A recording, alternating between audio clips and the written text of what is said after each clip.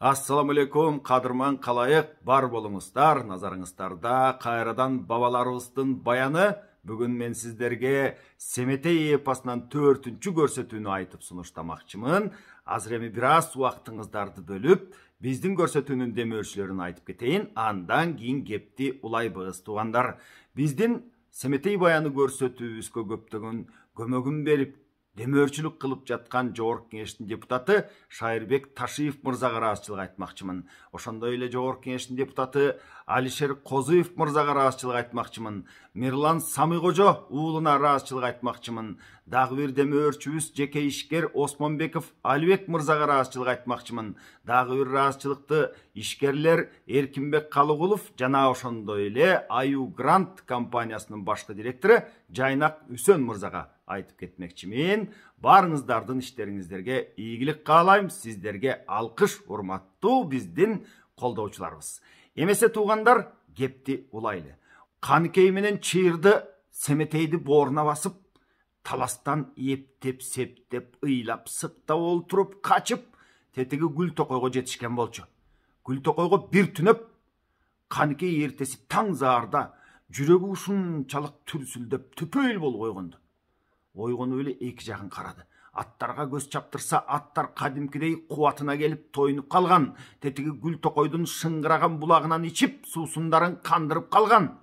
Анан акырын чыйырдыны тургузуп, баягы жол жоргосу бар жаңгатыч ак борчукту токуп, мына ошого чыйырдыны мингисти дагы, өзү тай торуну токуп, кече Бакай абаң берген ошол тай торуну минди, Семетейди бооруна басты дагы, Гүл Токойдон тезирээк чыгып кетти. Анткени кокус какыс арттан куугун келсе, же кай бирөөнүн көзү чалса, эки энеңди колго түшүп күн кылса, Семетейди болсо жетилгенче кул кылса, мына мындай болуп, манастан калган белек, манастан калган желек жыгылбайбы деп ойлонду. Ошентип тетиги темир кандын чеги болгон чоң ак чийди көздөй салган бойдон жөнөштү. Катуу жүрүп баратышат. Эми бул экенебиз ушул жол менен бара турушсун, биз кайра таласка кайрылып келип туугандар. Каныкей эмне үчүн таластан качты, эмне үчүн таласты таштады, кандай кеп сөздөр болду, мына ушулар жөнүндө бир аз сүйлөшүп, акыл калчап аңдап алалы. Каныкей көзүнүн жашын онталаа кылып, айласы түгөнүп, эмчегин жара чаптырып минтип турганда, Бакай келип таппадыбы?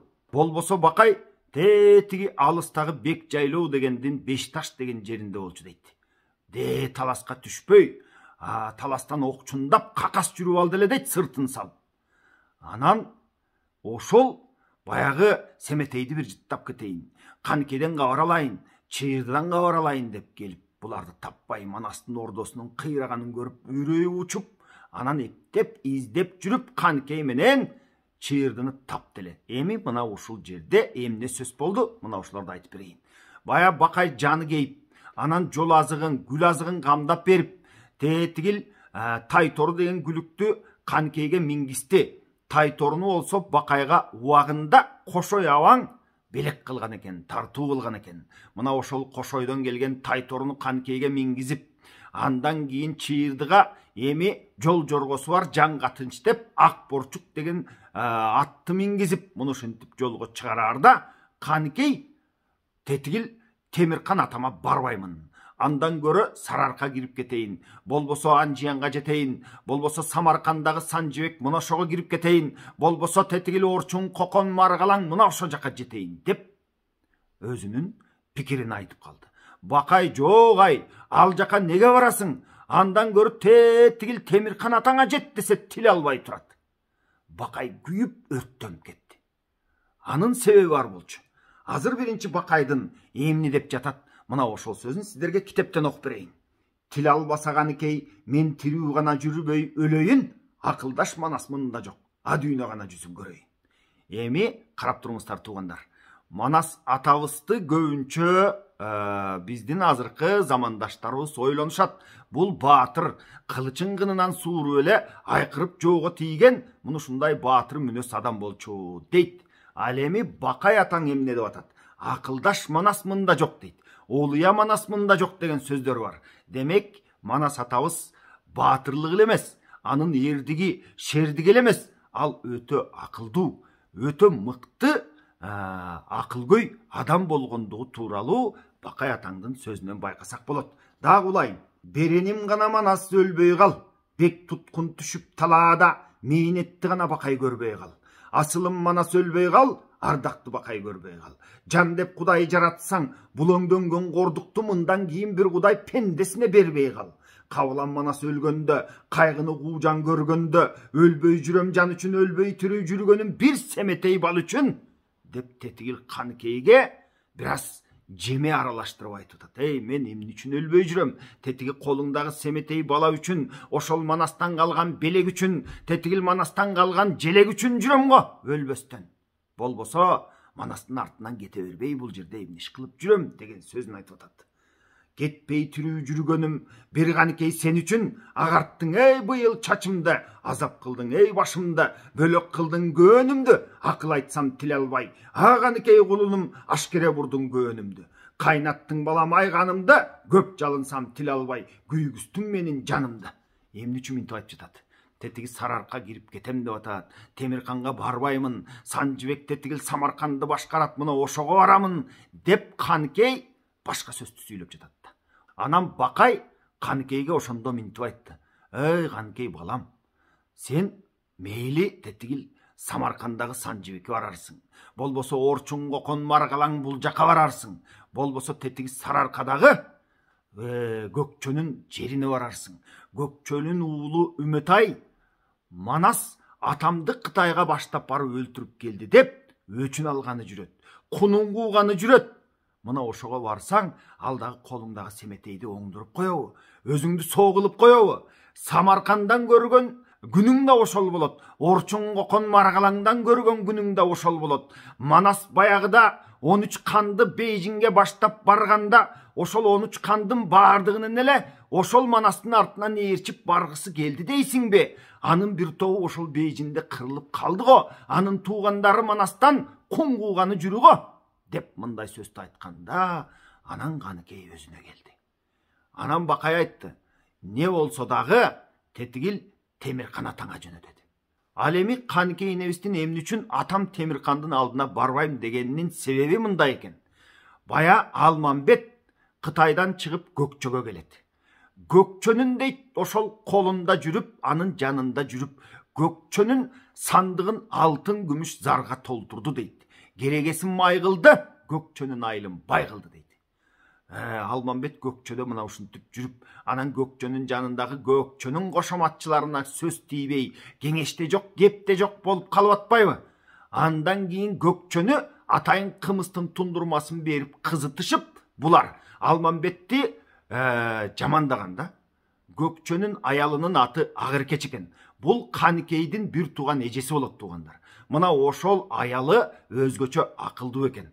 Ошол Көкчөнүн аялы Агыркеч менен Алмамбет экөө соо эмес, булар ойнош болгон турбайбы деп Көкчө кызып турганда жанындагылар жармаңдашып кое бергенде жала жаап.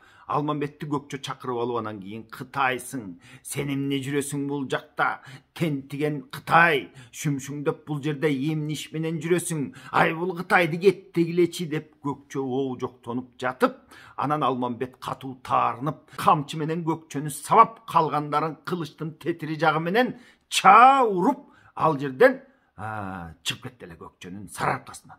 Бая Көкчө артыман келет деп көпкө Алмамбет күтүп жатып, анан Көкчө досу келбеген соң түңүлүп Манасты көздөй жөнөгөн болчу.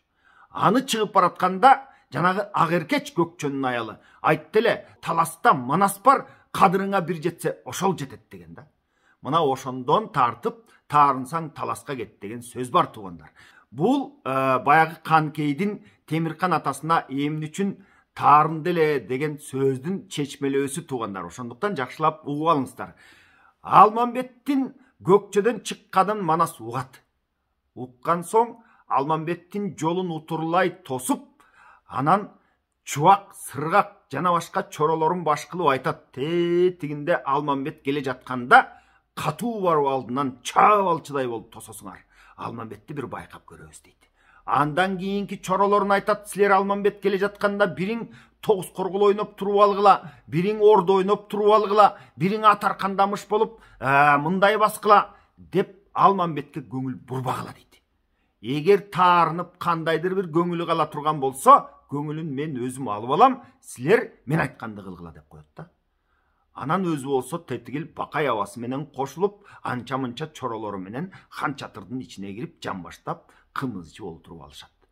Алыстан дүрбү салып караса, Алмамбет келе жатат. Алмамбет тетигил эртиштан бери Сарыарканын талаасын кыдырып, таласты көздөй келе жаткан болчу.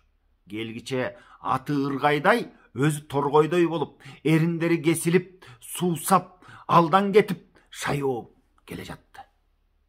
Муну ушинтип келе жатканда алдынан чубак сыргак баш болгон чоролор баягы барабандарын даңгыратып уруп, кылычын сууруп, найзасын сунуп, айкырыкты салып тим эле чабыш үйчүдөй болуп тосуп чыгышты баягы Манастын тапшырмасы боюнча.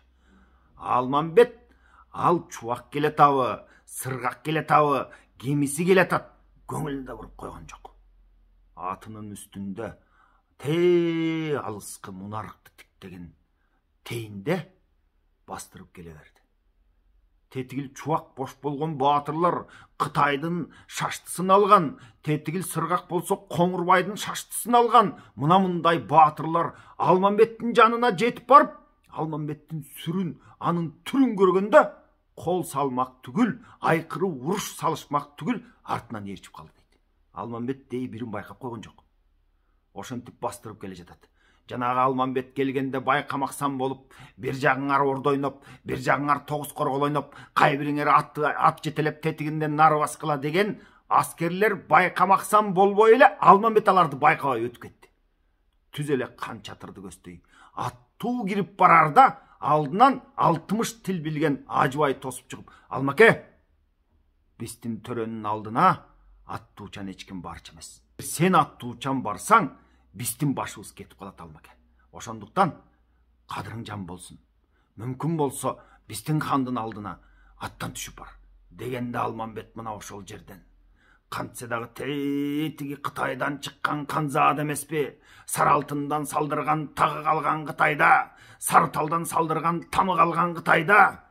Алмамбет кычырай атынан түшүп, анан Манас отурган кан чатырды көздөй басып барды.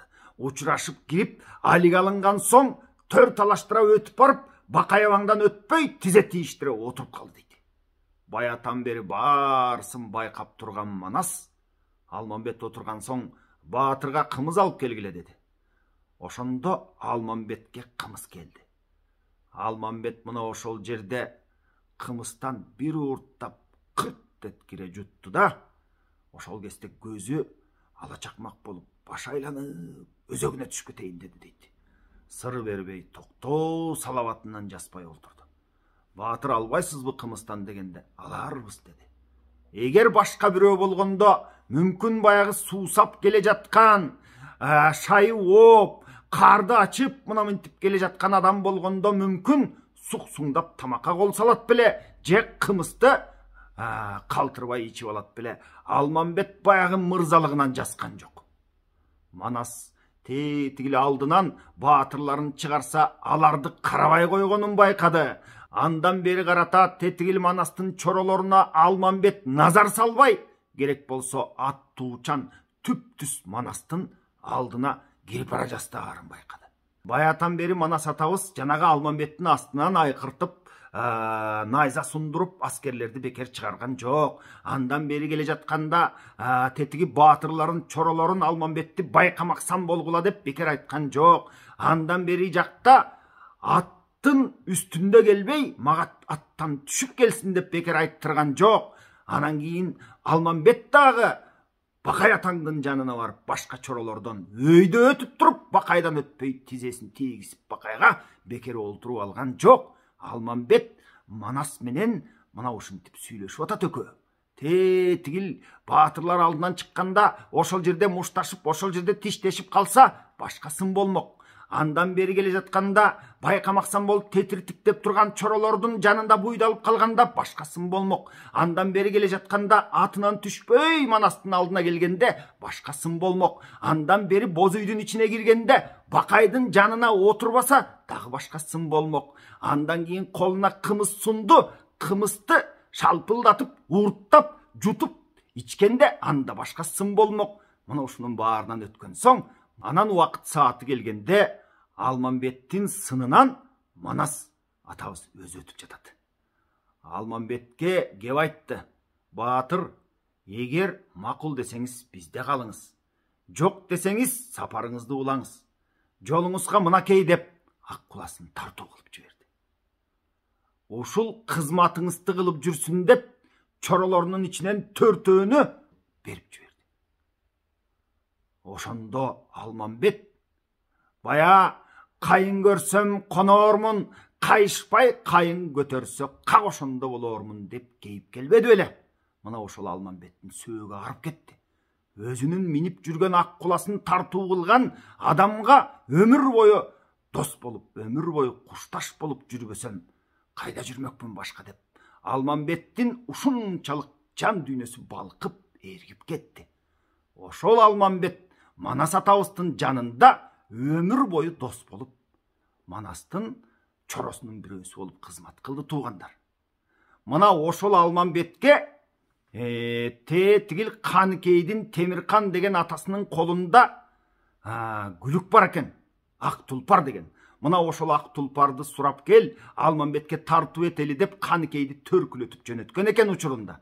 Каныкей барып атасы Темиркандан жалбарып сураса, Темиркан ак тулпарын бербей койгон экен. Ошондо бир малыңды менден аядың деп аталыктан кечтим сени деп таарынып келе берген экен Каныкейиң. Мына ошон үчүн бакай тетигил атаң Темирканга кирип кет, ошол Темирканга жеткиниң, андан кийин тетигил Темиркандын баласы сенин иниң Исмайылга кыркып берип чыбыгын жасап берип ырымын тетигил Семетейди колуна тапшырып бер десе, болбой жатканы ошол экен көрсө.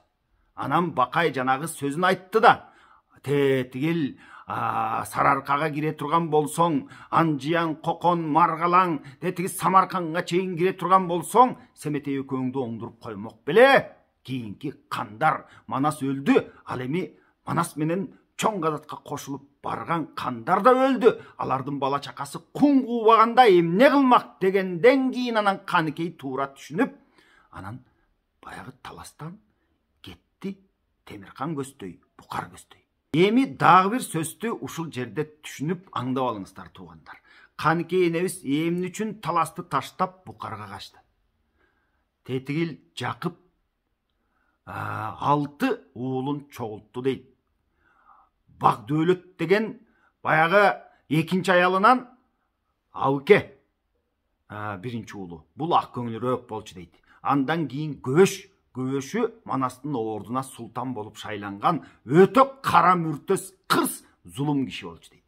Көбөштөн кийин Кочкор, Чыйбыт, андан кийин Адыбай. Адыбайды мен кээде Ажыбай деп айтып алам. Ошон үчүн Адыбай деп эскертип айтып коеюн туугандар. Андан кийин Көлбай. Мына ушул 6 уулун чогултуп туруп, тетигил Каныкейди албасаңар бирөөгө тийип кетсе не болот деп шыкакты кылган соң, анан Көбөш баягы Манас өлгөнүнө 40 күн боло электе тетик Каныкейди алам деп баягы Кыргылчал менен Тазбайматты кошуп жөнөтүп атпайбы? Кыргылчал барып мындай караса, тетигил Каныкейдин үстүндө Шооруктун кызы Акылай шоодураган капырай улуу катын болуп кошоп кошуп олтурган жеринде көзүнүн кырын салып караса, бир аз корккондой түрү бар. Анан эле Кыргылчал имере тартып эмчегинен кармап, Акылай, Көбөшкө тиесиңби дегенде, ошол жерде Акылай кол кушуруп чөгөлөп олтуруп берди. Макул айланайын деп. 40 жигит кол кушуруп тетигил Көбөштүн алдына чөгөлөп олтуруп берди. 40 жигиттин ичинде Рамандын ырчуулу гана качып кутулду. Анан Байчоро, Манастын жанагы ордосун кайтарып жаткан чоро, Манастын тууганы, бул дагы эптеп шылтоо айтып качты. Калгандын баарысы Көбөштүн алдында кол кушуруп бүк түшүп көбөштүн кызматын кылабыз деп, ал турмак көбөш деп ураан чакырып калды туугандар. Мына ошол жерде караңыздар, Акылай чөк түштү. Тетиги 40 жигити бөк түштү. Анан Манастан калган желекти ким сактап калыш керек эле? Мына ошол Манастан калган желекти, Манастан калган белекти, кыргыздын туусун, кыргыздын үмүтүн ким сактап калыш керек эле туугандар?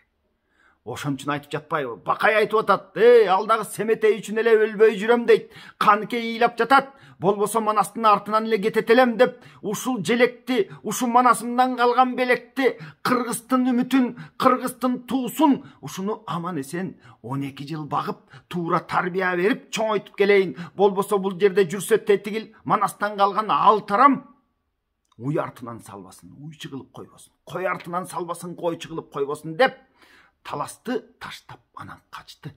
Ошондо Каныкейнин таластан качып баратканда көзүнүн жашы онтала, таласты кайра сагынам деп минтип айтып турат, угуп алыңыздар. Баруучу жерим кең букар, эми Бакаева байкачы, Султан гана кыргыз табылбайт, күкүрү талда күйлөнгөн, булбулу бакта сүйлөнгөн, жылгындуу гана өрдөп жайлаган, аргымак буудан аралаш желеге тарта байлаган. Жер деген талас жер кайда, жетимиң барып Букарга жерге кирип кошулуп, кайра таласты көрөр күн кайда деп муну ушинтип ыйлап баратат. Анан Бакай баягы катын жазып берди дейт Темирканга. Эгер Темиркан адам болсо, мындай деп айтат: асылдан калган жалгызды канатаң Темирканга бере көр.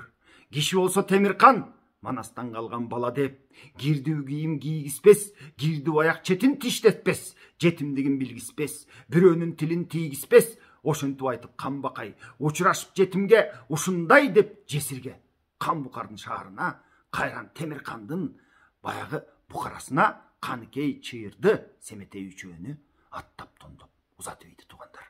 Мына Каныкей чыйырды муну ушинтип таластан, муну ушинтип аргын менен Кыргызстан качып бозуп тетиги Гүл Токойго жетишти. Ал жерде дагы тынчалып жата албай, таң заарда туруп анан кийин тетигил атасы Темиркандын шаары Букарды көздөй, ошол атасы Темиркандын чеги Чоң Акчийди көздөй салып уруп баратышат.